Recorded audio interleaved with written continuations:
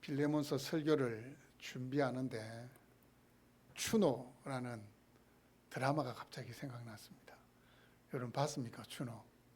근데 가만히 생각해 보니까 저는 이 추노라는 드라마를 제대로 본 적이 없어요. 제가 인터넷에 검색을 했거든요. 2010년도에 방송을 했더라고요. 제가 2010년도에는 미국에 있었습니다. 아마 미국에서 돌아와서 잠깐 봤던 게 기억에 남았는데, 왜 기억에 남았냐면 그 드라마 제목이 추노. 추노가 뭐냐면 조선시대 때 도망갔던 노예를, 이렇게 노비들을 붙잡으러 다니는 이 노비 사냥꾼을 추노, 그렇게 불렀습니다. 근데 이 빌레몬스가 노비를 잡으러 가는 이 사냥꾼의 그 이야기가 아닌데, 왜 떠올랐냐 하면 이 빌레몬스는 바울이 빌레몬에게 보낸 서신인데, 근데 이 1장밖에 안 됩니다. 읽어보시면 빌레몬보다는 오네시모라는 사람에게 이 내용이 집중이 되어 있습니다. 오네시모는 어떤 사람이냐? 빌레몬의 집에 있던 노비였습니다. 어떤 노비냐? 빌레몬의 집에 있다가 도망쳐간 노예가 바로 이 오네시모였습니다. 빌레몬이라는 사람은 골로새라는 도시에 살고 있는 부유한 로마인이었습니다. 바울이 에베소에서 아마 복음을 전할 때에 회심을 했고, 에바브라라는 사람이 골로새의 교회를 개척할 때에 함께했던 개척 멤버였습니다. 그냥 단순한 개척 멤버가 아니고 자신의 집을 예배 처소로 헌신했던 사람이 바로 이 빌레몬이라는 사람입니다. 2절에 보시면 내 집에 있는 교회라는 말이 나옵니다. 내 집에 있는 교회. 여러분 3세기 이전만 하더라도 이렇게 예배 처소를 위한 따로 준비된 건물이 없었습니다. 주로 어떻게 해요? 그 성도들 가운데에서 자신의 집을, 자신의 거처를 예배의 처소로서 이렇게 헌신했기 때문에 그곳에서 주로 예배를 드렸습니다. 그래서 이제 가정에서 모이는 교회였습니다. 아무래도 이렇게 빌레몬이 로마 시민이고 또 부유한 사람이라면 집에 뭐가 많겠습니까? 노예들이 많습니다. 노예들이 많았는데 이 오네시모는 그 많은 노예들 중에 한 명이었습니다. 오네시모의 이름의 뜻은 유익한 자라는 이름의 뜻입니다. 유익한 자. 그런데 이 오네시모라는 이름이 당시에 노비들 가운데서 흔했던 이름입니다. 이제 노예들이 주인한테 유익하니까 아마 유익한 자 이렇게 불렀던 모양입니다. 무슨 이유였는지 모르겠지만 이 오네시모는 빌레몬의 집에서 도망을 갔습니다. 아마 노예로 살아간다는 것이 너무 가혹하기도 했고 자신의 삶을 돌아보니까 너무 비참하잖아요. 내가 노예로 살다가 죽느니 차라리 도망가가지고 자유를 얻든지 아니면 잡혀서 죽든지 나는 오히려 잠깐이라도 노예가 아닌 자유인으로 살고 싶다. 이 생각을 했는지, 아니면 주인 빌레몬에게 큰 재물에 손해를 끼쳤든지 아니면 잘못을 했든지 어떤 이유였는지 모르겠지만 이 빌레몬의 집을 탈출했습니다.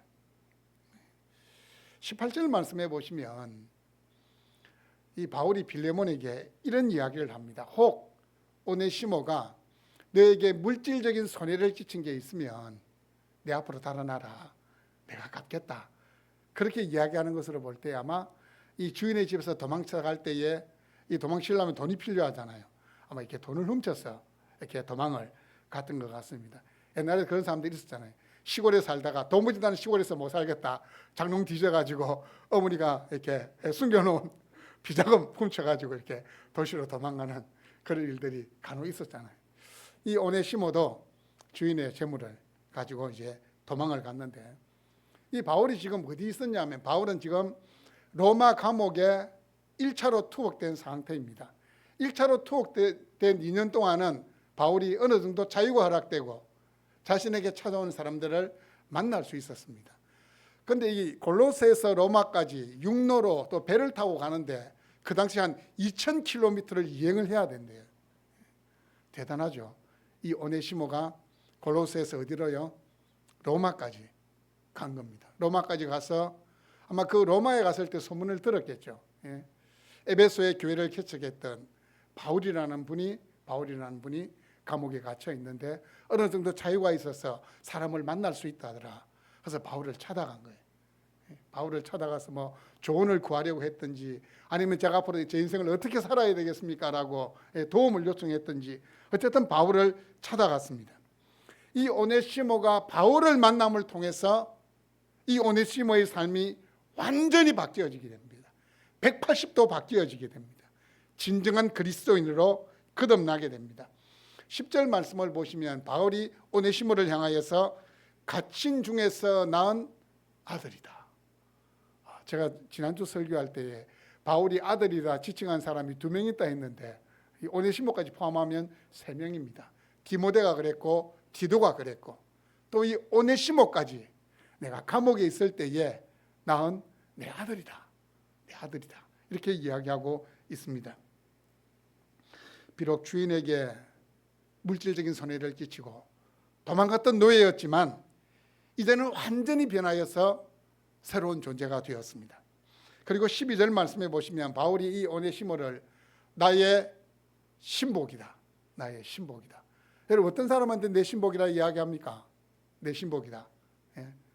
내 신복이라는 말은 입안에 있는 혀처럼 행동하는 사람.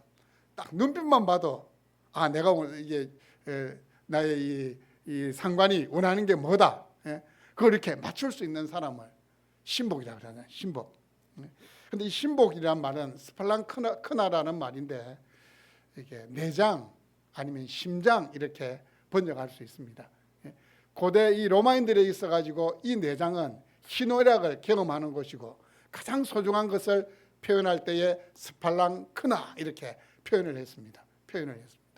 내 신복이다 이 말은 가장 소중한 존재다. 그런 이야기입니다. 당시에 부모들이 자신의 자녀들을 가리킬 때에 나의 심장이다, 내장이다, 스팔랑크나 이렇게 표현을 했습니다. 자, 바울이 오네시모를 이렇게 불렀다는 것은 비록 노예였지만, 그것도 도망친 노예였지만 자신을 섬기는 그 모습 속에서 마치 아들에게서 느낄 수 있는 극진한 사랑과 애정을 느꼈기 때문입니다. 이미 이때 바울은 이제 60이 훨씬 넘은 상황입니다. 자, 빌레몬서는 빌레몬에게 보낸 서신이지만 중심 인물은 누구라고 했습니까? 오네시모가 빌레몬서의 중심 인물입니다. 그런데 바울이 기록했던 다른 12개의 서신들하고 빌레몬서를 비교해 보면 내용이 어떻습니까? 분량이 아주 작습니다. 아주 작아요. 그리고 이게 내용적인 면에서 보더라도 이 로마서 같은 경우에는 정말 엄청난 내용을 담고 있거든요. 그런데 이 빌레몬서는 지극히 개인적인 것 같아요. 개인에게 보내는 내용인데 굳이 이게 성경으로 들어와 있어야 되나? 그 생각이 듭니다. 그리고 좀 덜 중요해 보이는 것 같고 아주 사소한 내용처럼 느껴집니다. 그런데 여러분, 분량이 작다고 해서 덜 중요한 게 아닙니다. 여러분, 키가 작다고 해서 사람 구실 못하는 게 아닙니다.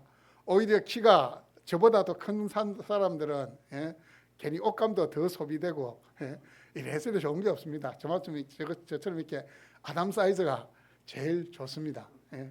자, 이 빌레몬스가 분량은 작지만 당시 시대에 있어서 아주 충격적인 내용을 담고 있습니다. 왜 충격적인 내용을 담고 있을까요? 당시는 로마 시대는 노예 제도가 허용되던 시대였고 노예는 주인의 소유물입니다. 주인이 마음대로 할 수 있어요. 내 마음에 안 들면 팔아버릴 수도 있는 거예요. 여러분, 도망친 노예는 어떻게 될까요? 로마법에 의하면 심하게 매질을 당하든지 아니면 이놈은 도망친 구실이 너무 내가 마음에 안 든다. 십자가형에 처해질 수 있는 게 도망친 노예가 받을 수 있는 형벌이었습니다. 그런데 이 빌레몬서는 뭘 이야기합니까? 도망친 그 노예를 용서해주고 어떻게 해요? 형제로 받아들여라. 그럼 이게 충격적이지 않습니까? 당시의 시대상으로 이야기하면 바울이 기록했던 서신 가운데에 가장 충격적인 내용을 담고 있는 것이 바로 이 빌레몬서입니다. 16절에서 17절 말씀을 보시면 이후로는 종과 같이 대하지 아니하고 종 이상으로 곧 사랑받는 형제로 둘 자라. 내게 특별히 그러하거든 하물며 육신과 주 안에서 상관된 내게랴. 그러므로 내가 나를 동력자로 할진대 그를 영접하기를 내게 하듯 하고. 비록 도망친 오네시모지만 변하여 새 사람 됐으니까 나를 동력자로 생각한다면 오네시모를 형제로 받아달라, 그렇게 이야기하고 있습니다. 물질적인 피해를 끼치고 도망간 노예를 형제로 받아달라, 충격적입니다. 그 시대의 정신을 거스르는 내용을 담고 있는 것이 바로 이 빌레몬서입니다. 그런데 여러분, 빌레몬서를 읽어보면 사도 바울이 그의 서신들마다 계속해서 반복적으로 다루고 있는 내용이 그리스도의 십자가에 대한 내용입니다. 그런데 빌레몬서에는 그리스도의 십자가에 대한 내용이 직접적으로 있을까요, 없을까요? 없습니다. 그래서 어떤 학자들은 봐라, 바울이 주되게 이야기하고 있는 그리스도의 십자가에 대한 내용도 빌레몬서에는 없다. 그런데 제가 생각할 때는 굳이 그리스도의 십자가에 대한 내용을 넣을 필요가 없어요. 왜요? 그리스도의 십자가는 관념이 아닙니다. 머릿속에 있는 생각이 아니고 어떻게 해요? 삶입니다. 도망친 노예를 용서하고 형제로 받아들이라는 것은 십자가의 복음을 삶으로 나타내라는 말입니다. 그보다 더 큰 메시지가 어디 있습니까? 예? 그리스도의 십자가로 말로 설명하는 게 아니고 네가 삶으로 보여주라는 겁니다. 삶으로 보여주라는 겁니다. 십자가의 복음이 화해의 복음이고 용서의 복음이라는 사실을 삶을 통해서 나타내라. 여러분, 그리스도께서 하나님과 우리를 화목하게 하신 분이십니다. 그리스도께서 우리의 죄를 자신이 친히 담당하셨습니다. 그리스도의 십자가는 하나님과 우리 사이에 가로막고 있던 이 죄의 장벽을 허무신 것이 그리스도의 십자가입니다. 그리고 그리스도의 십자가는 사람과 사람 사이에 있는 이 장벽을 허무신 것이 그리스도의 십자가입니다. 여러분, 사람들은 나누는 걸 정말 좋아합니다. 네. 어떻게 나누느냐? 인종에 따라 나눕니다. 예. 내가 미국 사람이다, 한국 사람이다, 인종에 따라 나눕니다. 차별이 어쩔 수 없이 존재합니다. 저도 미국에서 잠시 살아봤지만 인종차별을 느꼈습니다. 예. 저도 충분히 이해가 돼요. 예. 얼굴이 까무잡잡한 게, 덩치도 좀 작죠. 영어도 제대로 못해가지고 버벅버벅거리고 있죠. 예. 자기들 눈에는 좀 이렇게 밑으로 보이지 않겠습니까? 우리나라 사람도 마찬가지잖아요. 얼굴색이 좀 까맣거나 아니면 좀 이렇게 체구가 왜소한 이렇게 다른 나라에서 온 사람들을 보면 괜히 좀 낮춰보려고 하는 마음들이 있잖아요. 사람들은 그렇게 나누려고 합니다. 구분 지으려고 합니다. 그것뿐만입니까? 우리나라는 지역에 따라서 또 구분 짓습니다. 학벌에 따라서 구분을 짓습니다. 저도 이제 대학 졸업한 지 이미 제가 30년이 넘었습니다. 30년이 넘었는데도 어느 대학 나왔다는 것으로 자신의 존재를 드러내려고 하는 사람들이 있습니다. 재물이 있다 없다로 구분 짓기도 하고, 얼굴에 생김새 가지고 예쁘다 안 예쁘다로 구분 지으려고 합니다. 무조건 사람들의 특징은 장벽을 쌓으려고 합니다. 내가 너보다 낫다, 장벽을 쌓으려고 합니다. 하지만 그리스도 십자가 안에서 모든 장벽은 허물어지고 하나가 되었다는 사실을 기억해야 됩니다. 우리 주님 인간의 모든 장벽들을 허무셨다는 사실을 여러분 기억해야 됩니다. 혹시 내 안에서 장벽을 만들고 구분 지으려고 하는 마음이 있다면 예수 그리스도의 십자가로 이미 그 모든 것들은 허물어졌다고 선언해야 됩니다. 에베소서 2장 14절 말씀을 보시면 그는 우리의 화평이신지라 둘로 하나를 만드사 원수된 것 곧 중간에 막힌 담을 자기 육체로 허시고, 그 모든 장벽들, 구분 지으려고 하는 것들을 예수님은 자신의 육체로 살찢고 피 흘리심으로 허물어 주셨습니다. 고린도후서 5장 17절은 이렇게 이야기합니다. 그런즉 누구든지 그리스도 안에 있으면 새로운 피조물이라. 이전 것은 지나갔으니 보라 뭐가 됐다고요? 새 것이 되었도다. 새 것이라는 것은 새로운 피조물, 새로운 인류가 되었다는 이야기입니다. 우리는 이 세상에서 전에 존재한 적이 없는 새로운 인류, 다른 말로 이야기하면 돌연변이 인류가 된 겁니다. 사람의 본성을 따라가는 살아가는 자들이 아니라 성령의 소욕을 따라가 살아가는 새로운 인류가 되었다는 사실입니다. 이걸 우리는 하늘 가족이라고 부릅니다. 하늘 가족은 하나님의 은혜와 사랑을 공유하는 동등한 자들입니다. 우리는 다 하나님 앞에서 동등한 자들입니다. 하늘 가족은 사람의 가치를 신분이나 돈이나 학력을 따라 구분짓지 않습니다. 교회 안에서도 만약에 학력을 따라서 아니면 사회적인 위치를 따라서 아니면 재물의 유무를 따라서 구분짓는다면 그건 하나님의 교회가 아닙니다. 하나님이 원하시는 교회의 모습이 아닙니다. 그리스도 안에는 이전 것은 지나갔다 그랬습니다. 인간적인 모든 것들은 지나갔습니다. 새롭게 되었습니다. 새로운 인류가 되었습니다. 골로새서 3장 11절에 말씀합니다. 거기에는 헬라인이나 유대인이나 할레파나 무할레파나 야만인이나 스구디아인이나 종이나 자유인이나 차별이 있을 수 없나니 오직 그리스도는 만유이시요 만유 안에 계시니라. 이건 뭐냐? 그리스도 안에서 하나가 되었고 그리스도만이 모든 것이 되시고 그리스도만이 모든 것 위에 계신다는 말씀입니다. 여러분, 바울은 다른 서신들과 달리 자신의 사도됨을 밝히지 않습니다. 보통 우리 바울 서신, 우리 계속해서 지금 계속 바울 서신 묵상하고 있는데 바울이 어떤 경우에는 자신의 사도됨을 아주 강하게 밝히고 있습니다. 주로 이제 문제 있는 교회들에게 서신을 보낼 때 아니면은 디모데나 디도같이 어려운 환경에서 목회하고 있는 자신의 아들과 같은 자들에게 서신을 보낼 때는 자신의 사도됨을, 굳이 그 사람들에게 사도되었다는 걸 밝힐 필요 없는데도 사도됨을 밝혔는데 오늘 말씀에 보면 자신의 사도됨을 밝히지 않습니다. 지금 자신이 어떠한 상황에 처해 있는지를 이야기합니다. 그리스도 예수를 위하여 갇힌 자 된 바울은 이렇게 이야기합니다. 자신이 지금 감옥에 갇혔다는 사실을 이야기하고 있습니다. 자신의 이 첫인사에서 내가 지금 감옥에 갇혀 있다 이렇게 이야기하는 데는 이유가 있습니다. 이 빌레몬에게 내가 감옥에 갇혀 있는 것 다 하나님의 계획이다.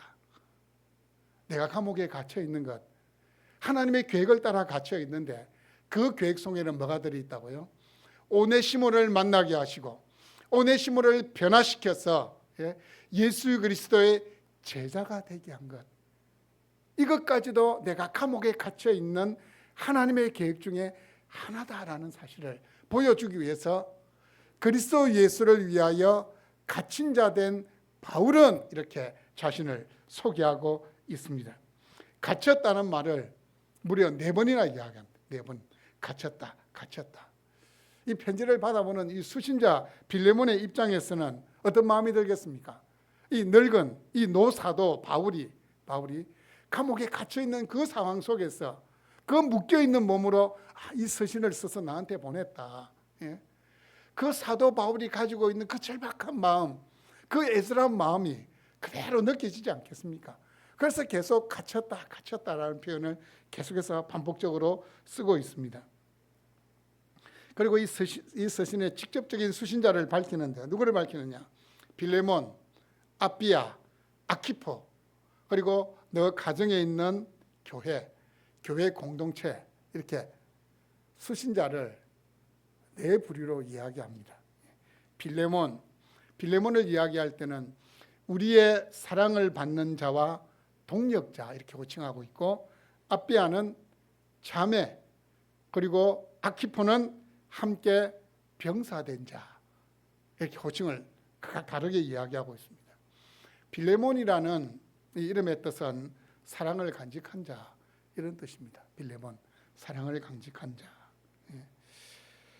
우리의 사랑을 받는 자라고 호칭한 것을 볼 때에 이 빌레몬은 이 골로새 교회를 개척할 때 자신의 집만 이렇게 헌신한 게 아니고 이 골로새 교회에서 아주 헌신적으로 섬겼던 인물이기 때문에 바울이 우리의 사랑을 받는 자, 이 성도들로부터 사랑받고 존경받는 자였습니다.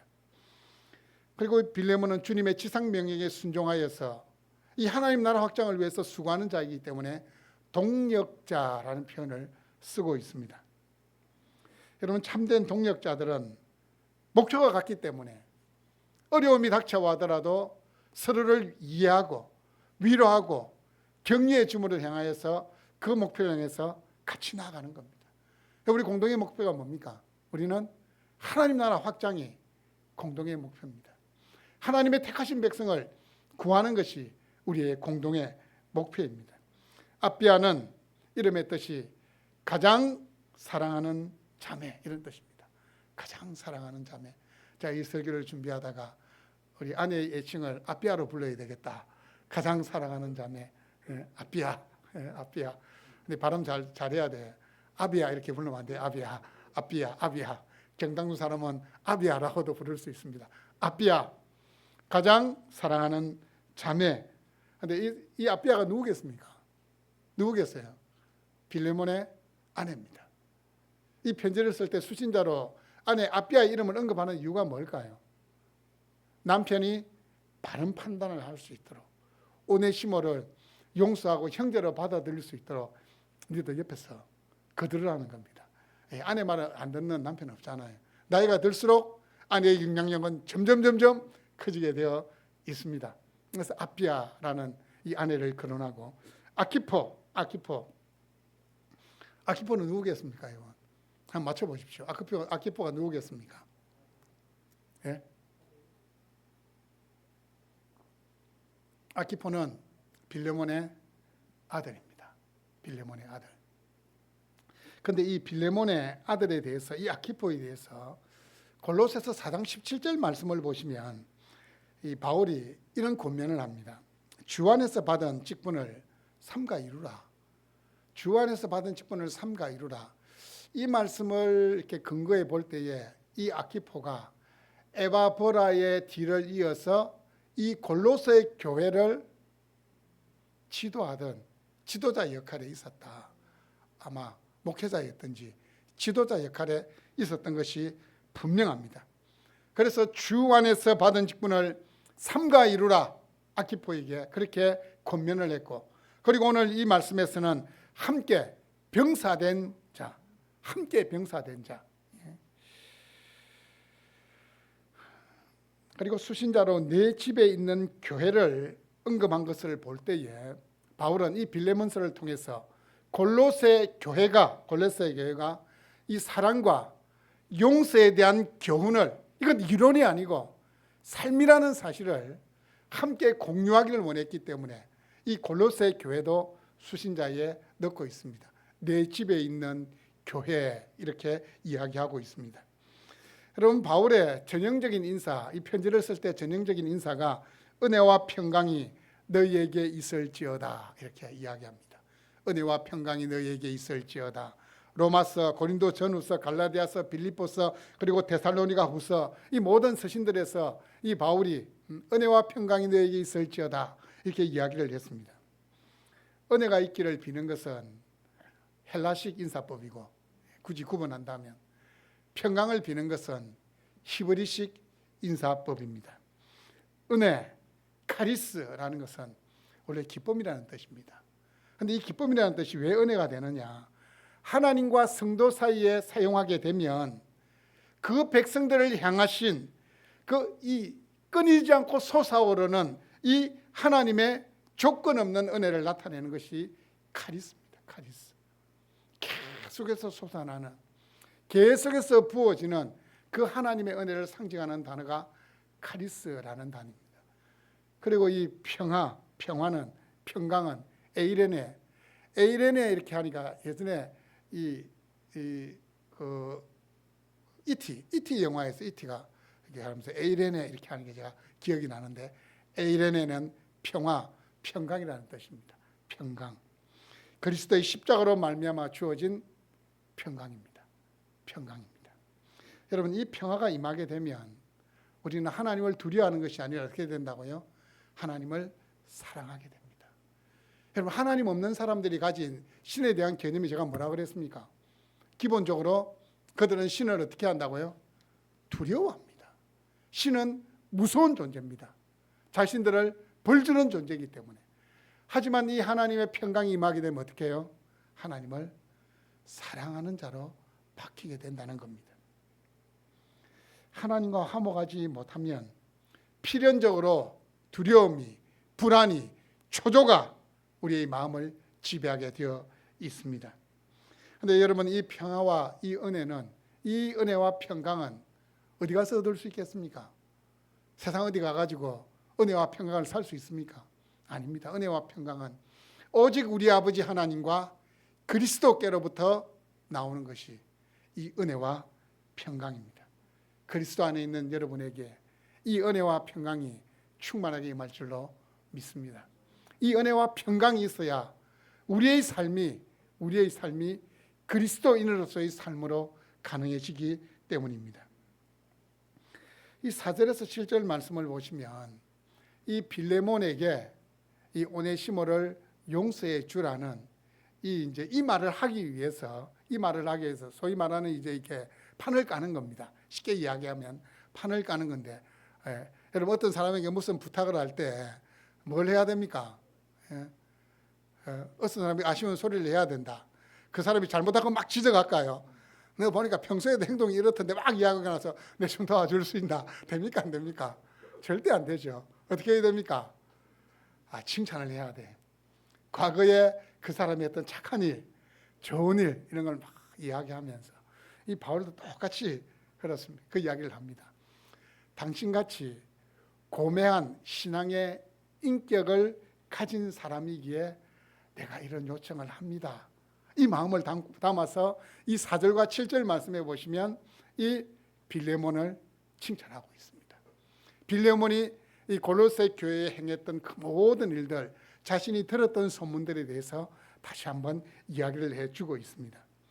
여러분, 이 이야기를 듣게 되면 이 빌레몬이 어떻게 되겠습니까? 마음이 막 넓어지는 거죠. 계속 넓어집니다. 이게 계속 넓어져요. 그래, 오네시모 내가 용서해 주지. 마음이 넓어지게 되어 있습니다. 4절을 시작하면서 바울이 이 빌레몬을 향하여 내가 너를 위해서 기도하고 있다, 이 이야기를 합니다. 그런데 그냥 기도하는 게 아니고 어떻게 해요? 항상 기도하고 있다. 항상 기도하고 있다. 여러분, 자신을 위해서 항상 기도하고 있다 이렇게 말하는데 감동받겠습니까? 감동 안 받겠습니까? 제가 여러분을 위해서 매일 새벽 기도마다 기도하고 있다 이러면 여러분 감동 받습니까? 안 받습니까? 별로 감동은 안 받으시는 것 같은데 진짜 기도합니다. 교회를 개척하고 나니까 좋은 게 뭐냐면 성도 한 명을 한 명을 위해서 기도할 수 있다는 게, 그게 참 감사한 일이에요. 여러분 기억하십시오. 적어도 여러분을 위해서 매일 새벽 기도의 자리에서 기도하는 사람이 한 명 이상은 있다는 것을 여러분 기억하셔야 돼요. 사도 바울도 그 이야기를 합니다. 빌레몬에게 내가 너를 생각하며 항상 기도하고 있다. 이 이야기를 들으면 빌레몬 마음이 이제 더 크게 열리는 거예요. 이제 그 감옥에 갇혀 있는 그 위대한 사도가, 개척한 교회도 많고 위에서 기도해 줄 사람도 많은데, 나를 위해서 항상 기도하고 있구나. 항상 기도하고 있구나. 주 예수님과 성도들에 대한 그 실천적인 사랑과 그 신실한 믿음으로 인하여서 빌레몬을 위해서 기도하고 있는 겁니다. 또 6절 말씀해 보시면 믿음의 교제라는 말이 나옵니다. 믿음의 교제, 믿음을 기초한 교제. 이 교제라는 말을 헬라어로 많이 들어봤을 겁니다. 뭡니까? 교제, 코이노니아 들어보셨죠? 코이노니아. 그런데 이 코이노니아는 세상적인 만남하고 다른 겁니다. 뭐가 전제가 되는? 믿음이 전제가 되는. 다른 말을 이야기하면 만나긴 만나는데 그 중심에 누가 있어야 돼요? 그리스도가 계시는 거예요. 그래서 우리 예수 믿는 사람이 만나서 밥을 먹는 거 뭡니까? 그건 코이노니아입니다. 그런데 그게 진짜 코이노니아가 되기 위해서는 뭐 해야 되느냐면 상대방의 아픔과 고민과 고난에 동참해야 되는 거예요. 뿐만 아니고 위로하고 격려하는 이 말로만이 아니고 혹시 내가 어떤 수고를 하거나 물질적인 헌신을 해서 그 사람의 아픔을 고난을 들어줄 수 있다면 기꺼이 그것까지 감당하는 것이 코이노니아 교제라는 겁니다. 코이노니아 교제입니다. 이 빌레몬의 믿음의 교제를 지금 사도 바울이 이야기하는 겁니다. 내가 이야기를 들으니까 네가 정말 이 믿음의 교제를 통하여서 하나님의 선을 이룬다고 들었다. 그런데 학자들에 의하면 이 골로새 지역에 당시에 지진이 크게 2번 일어났다고 합니다. 그럼 지진이 크게 2번 일어나면 어떻게 했습니까? 지금은 뭐 내진 설계를 해가지고 웬만큼 지진이 와도 건물이 잘 무너지잖아요. 예전에 어떻게 될까요? 그냥 웬만한 건물들은 여지없이 다 무너집니다. 그러면 생활 형편이 어려운 사람들은 먹고 사는 것도 문제가 되는 거예요. 그때 학자들이 생각하기를 교회 안에서 지진의 피해를 입었던 사람들을 이 빌레몬이 도와주었다. 도와주었다. 그래서 사도 바울이 그 이야기를 듣고는 너희의 믿음의 교제라는 말을 떠올리고 있습니다. 이 믿음의 교제로 말미암아 선을 알게 했다라고 이야기합니다. 이 선이라는 것은 복음의 진리에 관한 모든 것을 이야기합니다. 우리의 교제가 이런 교제가 되면 하나님이 어떤 분인지 또 믿음으로 살아간다는 것이 어떤 것인지를 더 깊이 알아가게 될 것입니다. 그리고 서로가 서로에게 위로가 되고 도전이 되는 관계가 되고 만남이 됩니다. 그러면 어떻게 되겠습니까? 우리가 그리스도 예수의 믿음의 장성한 분량에 이르기까지 우리는 자라가는 겁니다. 6절 하반절 말씀을 보시면 그리스도께 이르도록 역사하느니라 라는 말씀이 나옵니다. 빌레몬의 믿음의 교제가 오네시모에게까지 확대될 것을 기도하고 있습니다. 아무 조건 없이 자신의 몸을 십자가에 내어주신 그 그리스도를 본받는 자 되도록 그리스도께 이르도록 역사하느니라. 너의 섬김이 너의 그 모든 행동들이 그리스도께 이르도록 역사하느니라 라고 이야기하고 있습니다. 그리고 7절에 보시면 빌레몬이 오네시모에게 화해의 손을 내밀 것을 확신하면서 이렇게 이야기합니다. 형제여, 성도들의 마음이 너로 말미암아 평안함을 얻었으니 내가 너의 사랑으로 많은 기쁨과 위로를 받았노라. 확신하고 있습니다.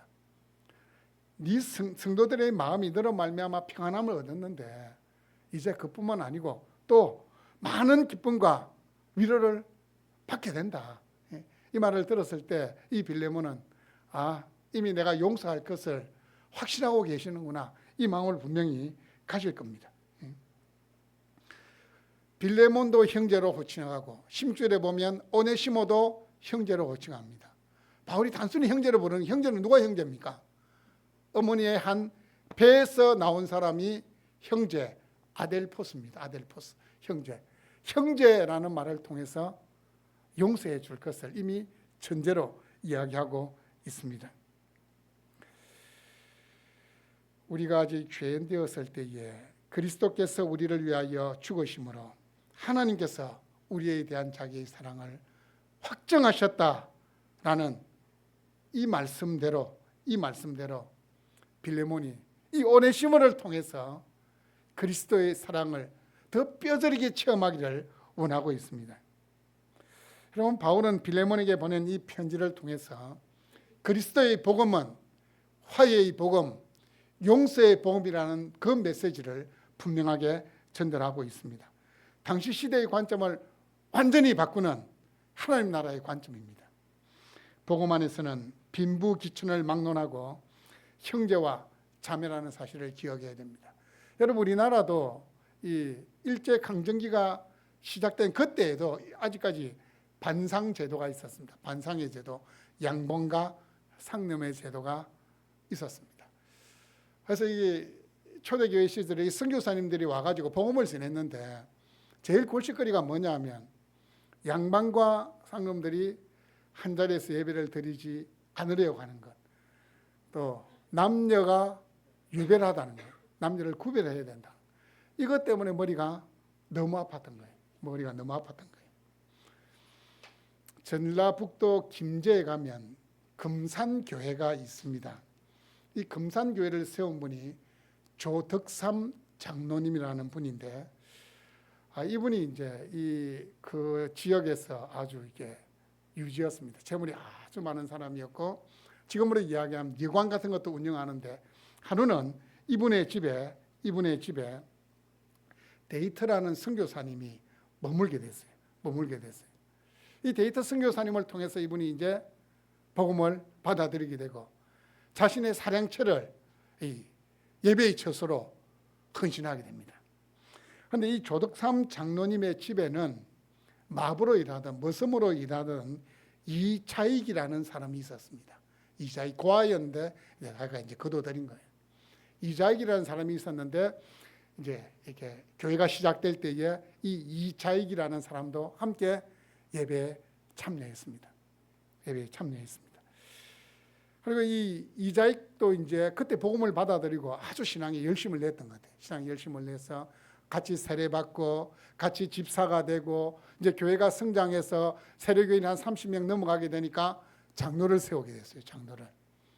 장로를 피택하게 됐는데, 투표 결과 누가 됐겠습니까? 조덕삼이라는 지주가 됐겠습니까? 이자익이라는 머슴이 됐겠습니까? 이자익이라는 머슴이 장로가 된 겁니다. 여러분 같으면 어떻게 하겠습니까? 보통 사람 같으면 집어치워라!